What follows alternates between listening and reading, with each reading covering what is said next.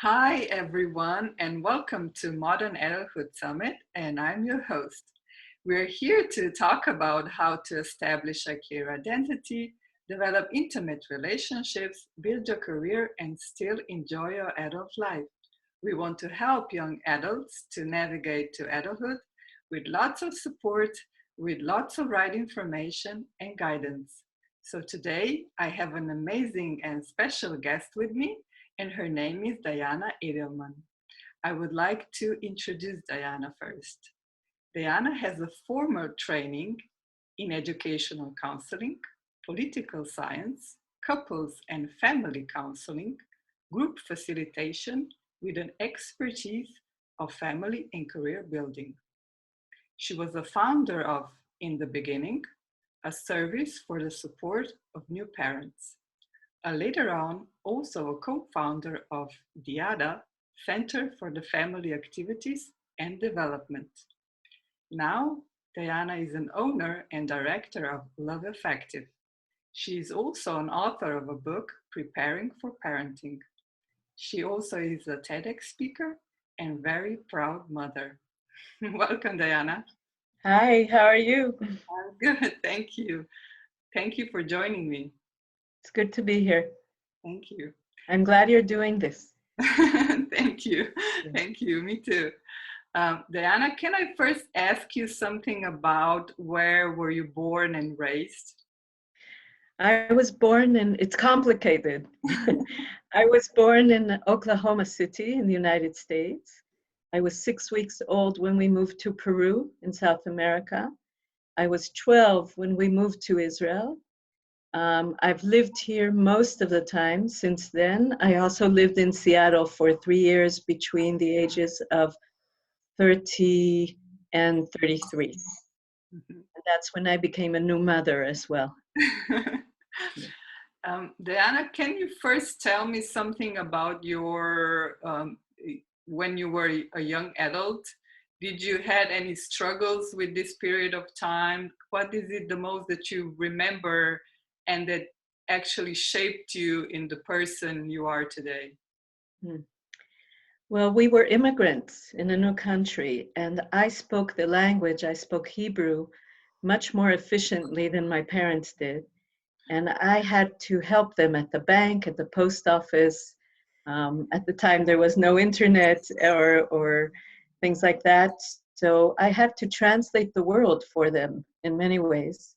Mhm. And I became very independent very quickly, but I also had a lot of responsibilities. And I had to guide my parents through things, which was an interesting situation, I think, that not every young person deals with. But today, there are so many immigrants in the whole world. People are having to move, and the young people have to direct their families more than the parents. So I think that had a big influence on how I see things, also on my ability to do things and to make things happen. It was influenced because of that. Mhm. Can you tell me your when you started your university and later on what was going on? Where were your what was the clue of your decision making where you are actually today? How was everything, Yeah. start? So again, it's complicated. Yeah. Um, I knew 4 languages growing up: English, Hebrew, Spanish, and French. And I became a tour guide because um, it was the quickest job I could get, and make a decent amount of money. But then when I got married and I became a parent, I wanted to be home and not travel all the time. And I started discovering how difficult it was for me. And I changed my career. I shifted from my university years, which were dedicated to counseling and political science, and before that, tour guiding. I changed into the field of parenting. And Mhm. I started learning everything I could about that and parenting in different societies, which was different in different places, in different communities. And I think life influenced me. I always did something because I had to. Mm-hmm. not because I really thought it out. Mm-hmm. But while I was thinking, while I was working, my mind kept wanting to solve problems. I'm a person that likes to solve problems. That I know about myself. Mm-hmm. So whatever work I've done, it's always been with that in mind, that I need to realize what the problem is that needs to be solved, which I think is more than 60% of the issue. And then how to solve it is probably about 40 or 30%. Mm-hmm. And my career was very much defined by that. You started with your own company in the beginning, and Mhm. actually, focus was helping young parents. Yes. Um, how was that? Again, it's an interesting way that things happen. I realized how difficult it was for me, and I volunteered for an organization that's called La Leche, which is a breastfeeding support organization all over the world that has existed, I think, for maybe 60, 70 years. And I started visiting in my village women who gave birth and supporting them. And at one point, I gave a lecture about it at a center for new mothers. And from there on, all the women in the center that came to my lecture, they said, we have to meet again. We have to have a group. We have to talk about this, because I wasn't talking about babies. I was talking about what happened to them as mothers and how that had changed their lives and their relationships with their partners. And Mm-hmm. then their partners started coming to the group as well. Wow. So then I went to study how to be a group facilitator after I was already doing groups. And then people from the group started coming for individual counseling. So I went to study to be a family and couples therapist. And I don't remember what your question was, but in the beginning, it was really, in the Bible, it says that in the beginning there was chaos. Mm-hmm. The first chapter that describes, the creation of the world. And that's exactly how most new parents feel. Mm-hmm. That you give birth and you expect to give life and you expect to be happy. But then there's chaos because you really aren't prepared for this moment. It's very different than 200 years ago when families were living together and babies were visual. People could see their children. People could see how babies are in their daily life. Today, babies and old people are separated from society. You don't really see them that much in many countries. In some countries, they're more accessible. But in most of the industrial countries, children were separated from their parents. Mm-hmm. And so the parents could go to work. And we have no knowledge, no experience in that period of life, which is so important for the parent and so important for the baby. Mm-hmm. Those are the years when the baby's brain is developing. Mm-hmm. And it's becoming clearer and clearer that those are the years that parents need skills more than even later on. Yeah. Was that something that made a decision to do a TEDx talk? What every new parent should know? One of the to help actually parents, because I think that when I watched your TEDx talk and a little bit about the comments, people were like, especially young moms, and they were like really grateful for that talk that you gave. Can you tell me a little about? Yeah, when TEDx approached me and asked me to give a talk, they said that their subject was roots. Mm-hmm. This was in Beersheba University. And for me, roots is about um, the beginning of life. It's about growing into your stem cells in the brain. Mm-hmm. And I think that new parents have so many negative thoughts about their own parenting. They feel so guilty most of the time, especially women more than men. But today, men are joining the ranks of guilt. Men are also feeling very guilty about parenting and not doing it well enough. And when they asked me, I said, this is what I want to talk about because this is what people need to hear. They need to hear that they are developing with their baby. They need to understand why it's so hard for them. They need to get away from the guilt and start functioning more effectively.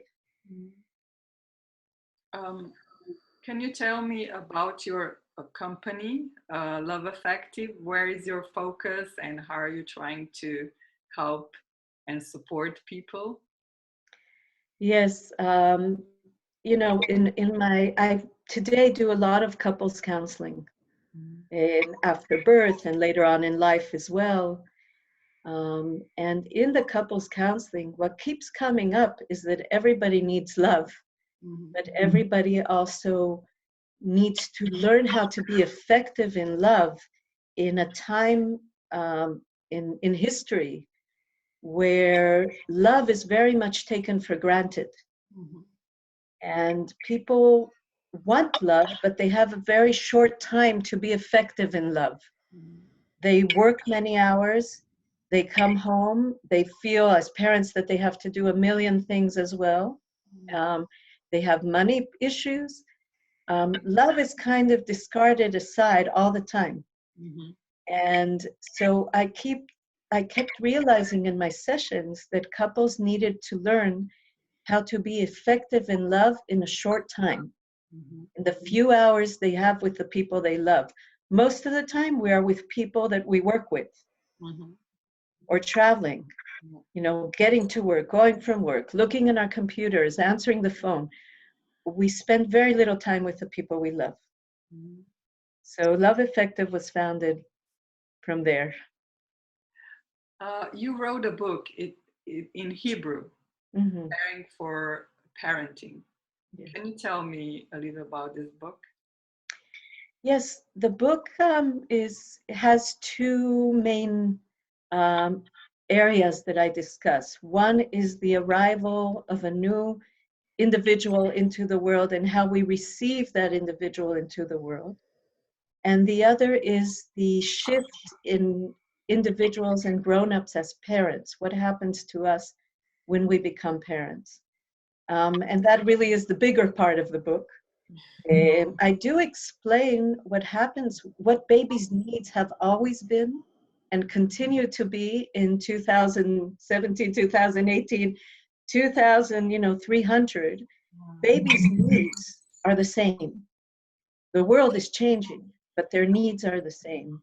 And I discuss that actually quite deeply. You have to prepare children for the modern world, but you also have to give them the first 5 years of life, the first year of life. You have to give them what they need. So the book talks about that, but it also combines what I heard from the support groups I ran for over 10 years. Everything that parents said, I put into the book. So it's really a summary of what I heard from parents, and there's a lot about relationships changing after a baby is born. I need to translate it to English. I just wanted to say that. Yes. Yeah, a must. Yes. Diana, you're also a mom of 3 kids. If I'm not mistaken, all 3 are millennials? No. They're actually right before. One is 25, one is 23, one is 21. So they were born in 1991, 1990. Millennials. Millennials is also the previous? I thought it was from 2000. No, all back to in the early 80s. Oh, I'm sorry. I thought it was only from 2000. Thank you for teaching me something new. No, yeah. Well, what is the main factor that you see in them today and say, oh, this is the right thing that this is this is a fundamental thing that I did right and I succeeded in it? That's a very moving question for me, you know, because I see how free my children are. I have three boys. They're men today. The world is small for them. One of my children is studying in Italy right now. My other child is in Burma, in Myanmar, in a monastery right now, volunteering in a hospital and learning meditation. My youngest one is still not free because he has compulsory service in the military. They all did, by the way. Mhm.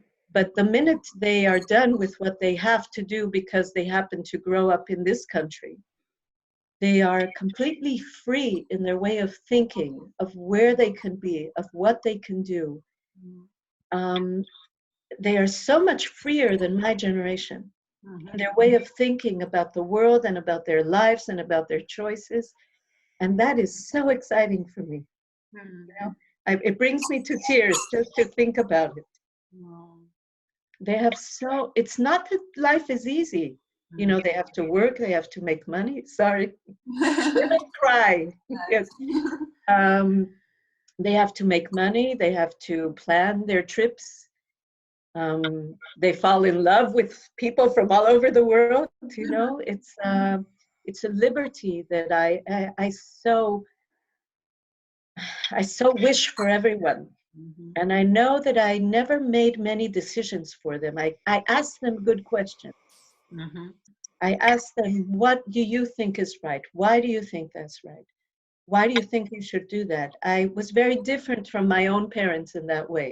Mhm. And I see many of my friends raising their children the same way. Mhm. The issue of choice is much more respected. Mhm. What would be your advice to, to parents with young millennials, how to handle different situations? Because there is a gap in between generations, and a lot of times I also see a problem of, you know, children not moving from home, becoming independent.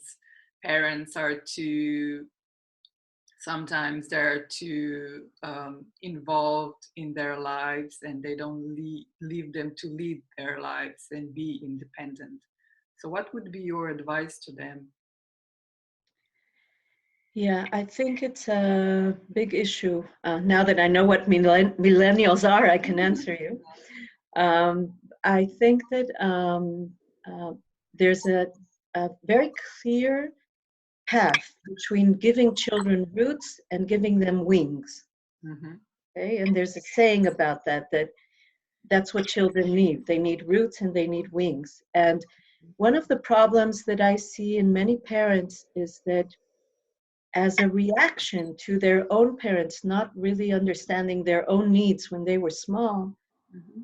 many parents do too much for their children. They solve all the problems for them. Mm-hmm. They, you know, if a child doesn't know what to wear, so the parents will say, so wear this. Or if you um, are having trouble with a friend and you're in kindergarten, the mother will call the other mother.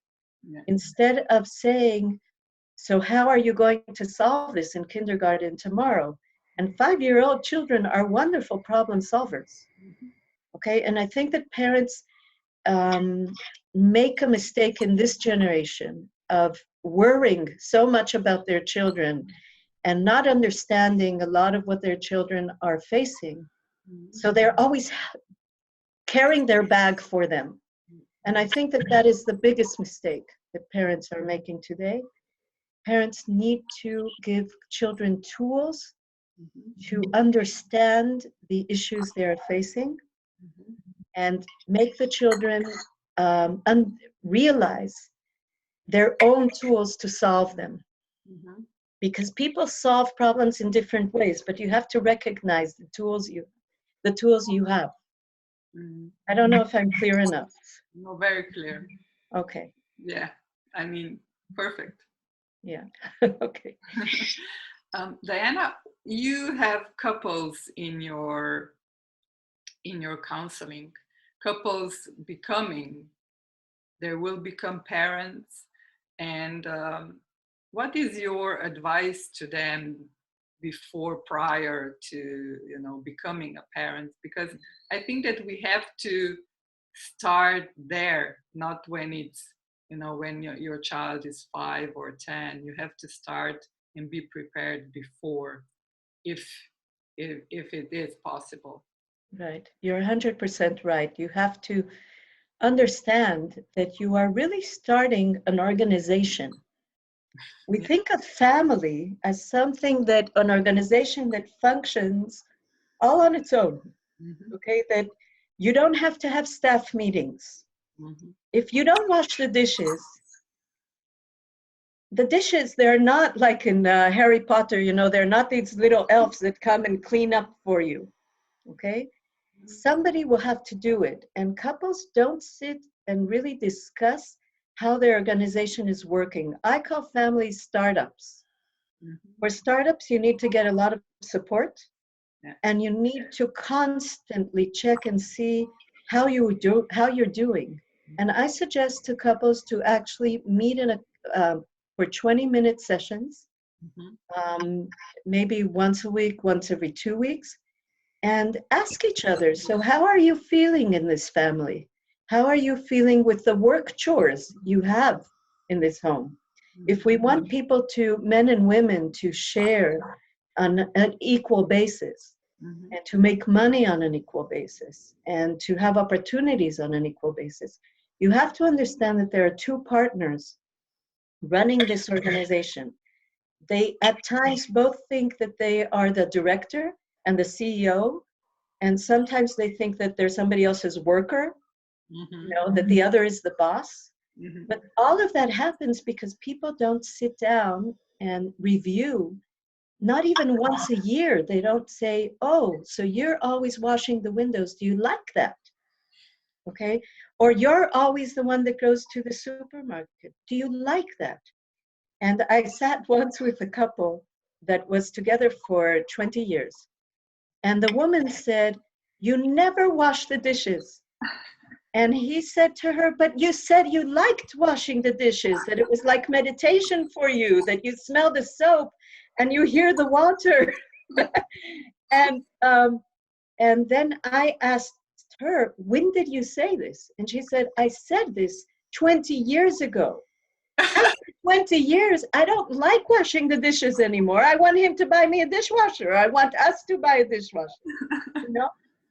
And but then he won't put the dishes in the dishwasher. Again, it will be me. So we have to understand that families and couples and love is an evolving um, organization that is alive. You know, that love, I mean, love is not an organization, but the organization has to work in such a good way that love can come into the organization, that love can surface. Because if you're busy with all the unhappiness and bitterness and tasks and feeling like you're working for your boss, Hmm. there's not much happiness there. Okay. And today, because there is not a clear division of roles, which used to be up to 60, 70 years ago, there was a clear division of roles. Um, People are confused. People don't know who does what, and people fall into classic division of roles when they don't intend it to be that way. When they do believe in equality, both members of the relationship. So that would be my advice. I would start there. Have staff meetings, get together, discuss what's happening to you, if you like it, if you don't, and where you need outsourcing. Yeah, very good information. Diana, even before the interview, we were talking about social media, Mm, how it impacts our lives in every way, personal and professional. And in between, I read your article on LinkedIn that I really liked, and because it's like very short, on point, on target, and I would really like to mention this article, and it's called Smartphone Envy. Can you tell me a little about it? yes. Um, it's almost like we are living with another entity in our home. It's our phone, we're sitting with it here Mhm. all the time. It's the screen, whatever screen we're looking at. And love is about senses that meet each other. Your eyes meet the other person's eyes. The sound that is coming from your mouth meets the other person's ear. The body is felt and touched. Okay, so the way to love is something that you feel, Mhm. not something that you think.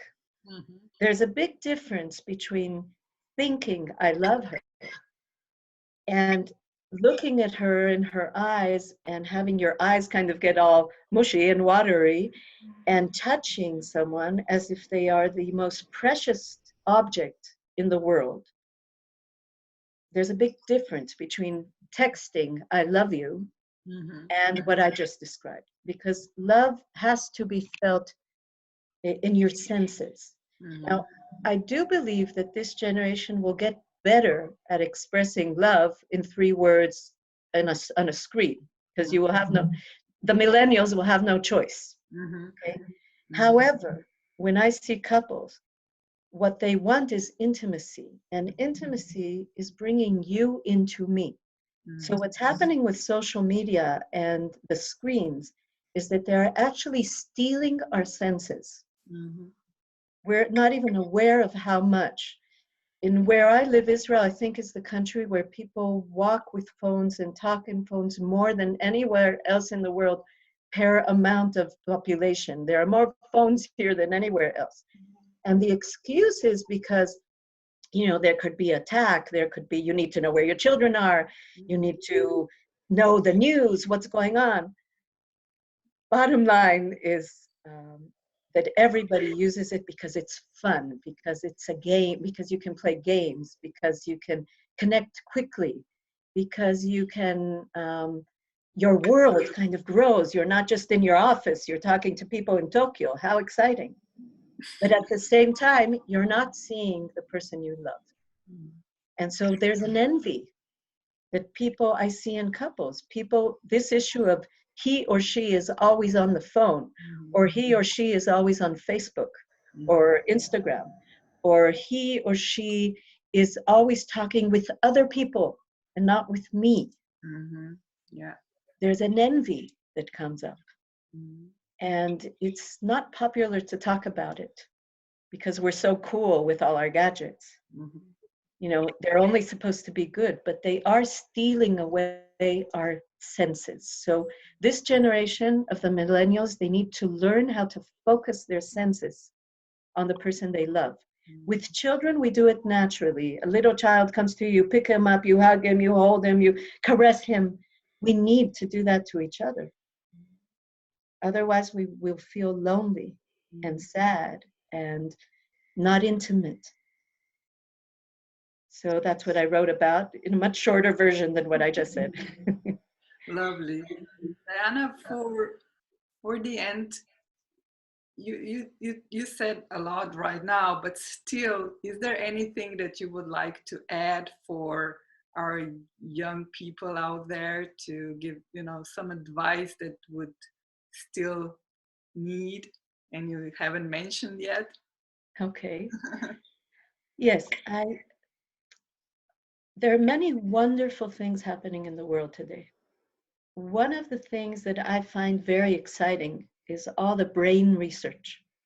Mhm. The brain research, which is going into how relationships happen, how you create intimacy, Mhm. and how you create feelings of love.